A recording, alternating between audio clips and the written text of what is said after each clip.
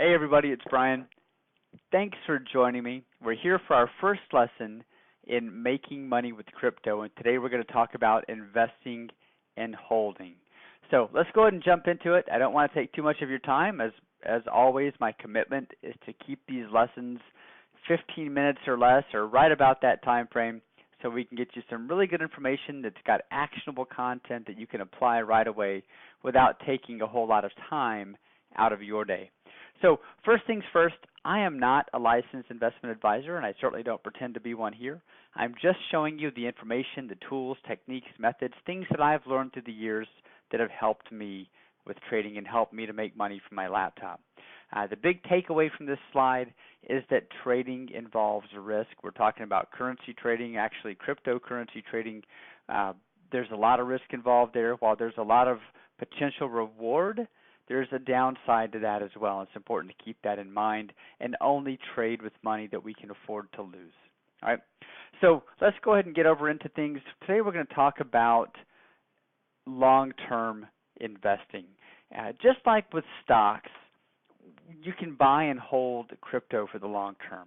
If you think you've got a cryptocurrency or a project that you're thinking of investing in, and you think it's got a really good long-term outlook, then you might want to just simply buy some of that currency and hold on to it. The term in the crypto world is HODL. It means hold on for dear life. That term was coined back a couple of years ago when in 2017 we had that massive parabolic run in Bitcoin where it just shot through the roof, and a lot of altcoins did as well, just shot straight up. And the term, I think it meant hold, but somebody mistyped it and it became hold on for dear life. So at any rate, some of the things if you're considering buying cryptocurrency and just holding it, some things that you should consider looking at, or at least give some consideration to, in my opinion, are liquidity and stability. Again, there might be different outlooks and different thoughts on this, but to me, I feel like liquidity and stability are the two main things that we'd want to have in our corner if we're thinking of buying something and holding on to it for the long run. And a way that we can get an idea of how liquid or how stable something is to look at the market capitalization rate. If you've got something with a fairly high market cap, which in the crypto world would be $2 billion or higher, right? If you think of something with a high market cap, you can kind of equate that to like a blue chip stock.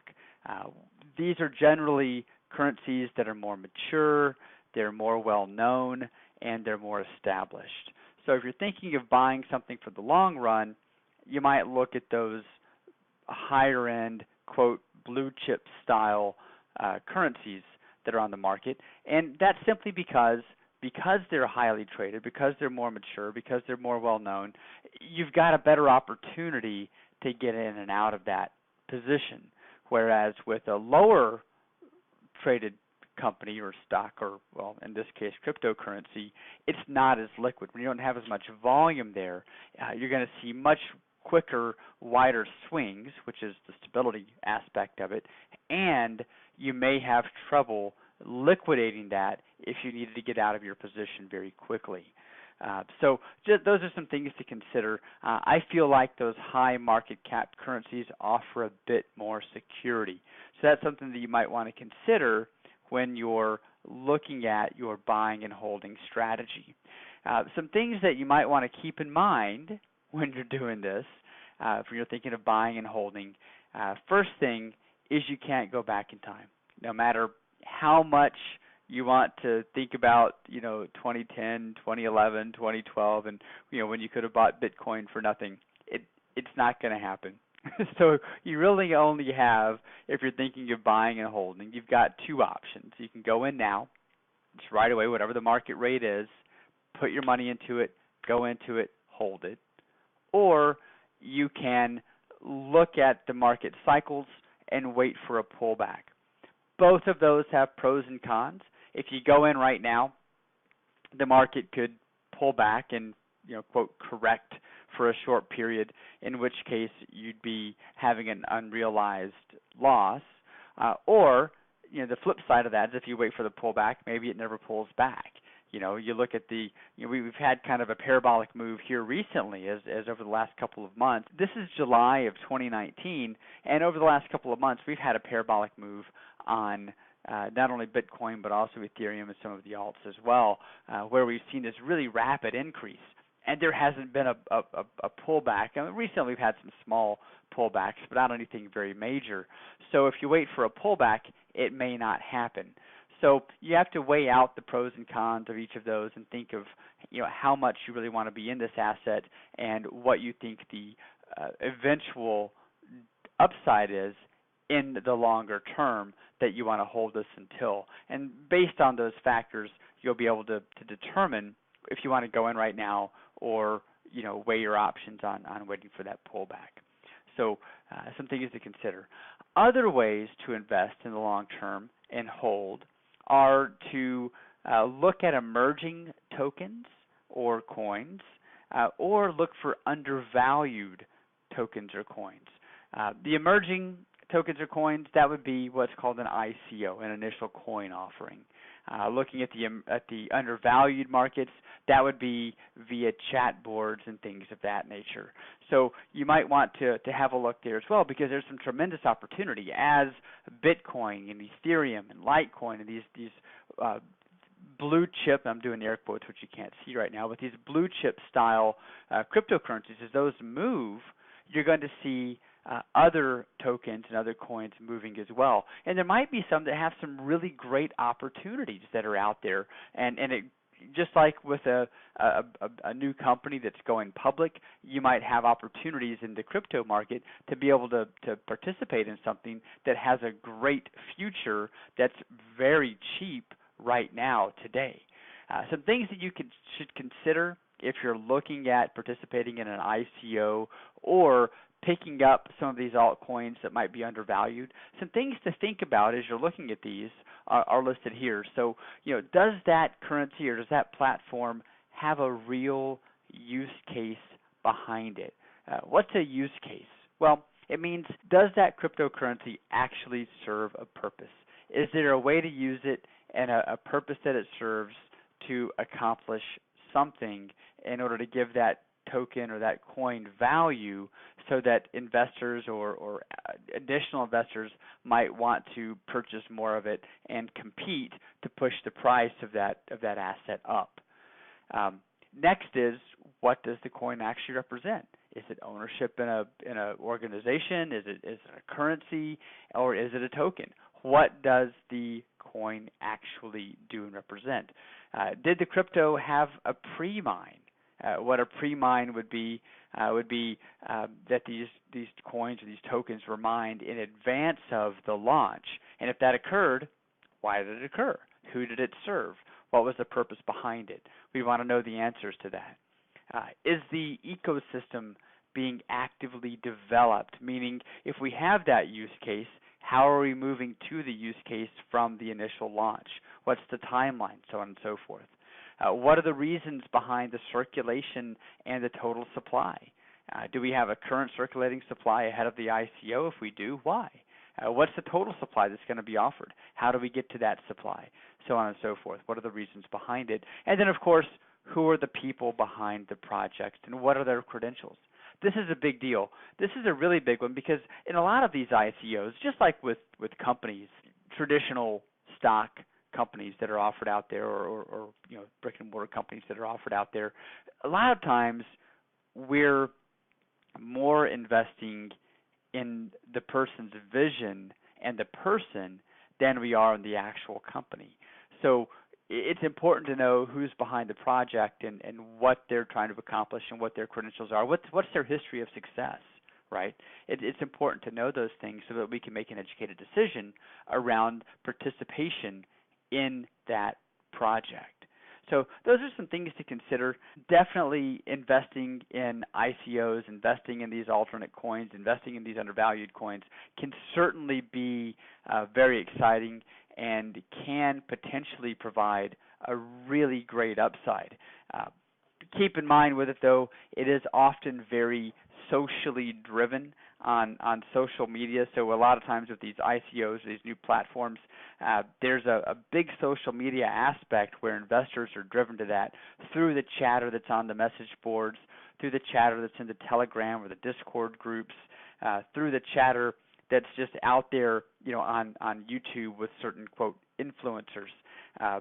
Sometimes a project looks really, really good, and it might be an amazing project, but somebody gets rubbed the wrong way, and you've got these influencers that can change the tone very rapidly, and a great project might dry up simply because the social support isn't there any longer. So those are some things to really think about and consider, right? So what do you need to get started? How do we get into this whole crypto space? What do we need? Well, the first place to start is with a basic exchange. And when I say a basic exchange, I'm talking about things like Gemini or Coinbase. They're really easy to get involved in, especially if you're looking to just pick up, like Bitcoin or Ethereum or Litecoin, some of those major, really high-end, high market cap coins that are out there. You can get those just by setting up an account with Gemini or Coinbase. They're really easy to use. They're very intuitive, and it's super easy to turn your local currency into a cryptocurrency through one of those two exchanges. The other thing that you'll need is a wallet, and that might be a virtual wallet, something that's online, through a browser, or it could actually be a physical wallet. The purpose of the wallet is to quickly exchange crypto with other users. So like if you're buying a car or a bike or a plant and you're going to use some cryptocurrency to make that transaction happen, you can do a peer-to-peer transfer. You can also use that wallet to move the crypto that you've got in Gemini or Coinbase into another exchange that offers you more opportunities to trade different alternate coins. Or you can also use that to move directly into another project if you want to invest your, Bitcoin or Litecoin or Ethereum into a specific project that isn't traded on an exchange. So it allows you to have that opportunity to do those quick peer-to-peer transfers. You can learn more about wallets by going to cryptocompare.com/wallets. And there's a great overview page there that kind of rates them all and gives you the information of all the different wallets that are out there. You might also look at another style of exchange if you're looking to trade some altcoins that might not be, Gemini and Coinbase, while they're really easy to get into and easy to set up and easy to start with, they don't trade a lot of the currencies that are out there. I mean, there's literally thousands of currencies that are out there. So you might want to look at another exchange that offers you more trading opportunities. So that would be like the Bittrex, the Kraken, the Binance, Coin Exchange, things of that nature. So you might look at other exchanges as well. So you can get started with just Gemini or Coinbase, but if you're going to look at trading some of these altcoins, you might look at setting up accounts elsewhere as well. Then the last thing that you'll probably want to have is some sort of a tracking platform, a tracking app, so that you will know what you're trading and be able to track your progress. So there's a lot out there. There's an app called Blockfolio. There's Coinfolio, CoinCap. These allow you to monitor the prices and track your profits. So this is really kind of it for us. We've reviewed how to get involved. We've talked about what HODL is and what that holding actually entails. We've talked about the things that you might want to pay attention to and think about if you're considering purchasing coins or altcoins and holding on to those for long term. And then we've talked about what you need to get started. Tomorrow, we're going to get into actively trading crypto. So tomorrow I'll be sharing some of my thoughts about some easy to follow strategies and some things to consider for managing your risk and for taking profit. All right, so that's it for now. I hope you've enjoyed the lesson, and I'll talk to you next time. Have a great day.